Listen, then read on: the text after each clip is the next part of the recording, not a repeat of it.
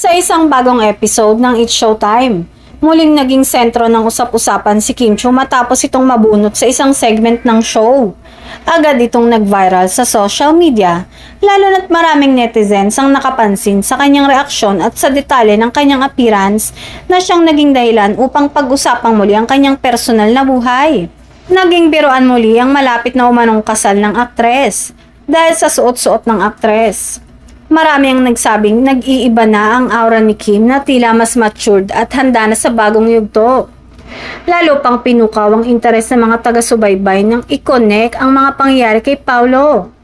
Kamakailan, napansin ng publiko ang singsing na suot ni Paolo kaya naman agad na pinagdugtong-dugtong ng netizens ang dalawang detalye.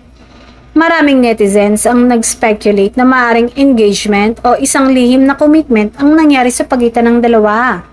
Bukod dito, naging tampok din ang chemistry nila sa ilang past appearances sa social media at events. Pinag-uusapan ng fans kung paano nagbabago ang dynamics nila sa publiko at kung paano nagkakaroon ng mas personal na connection ng dalawa sa bawat isa, lalong nagpapatas ng excitement sa mga followers nila. Maraming fans ang nagpakita ng excitement at curiosity sa social media.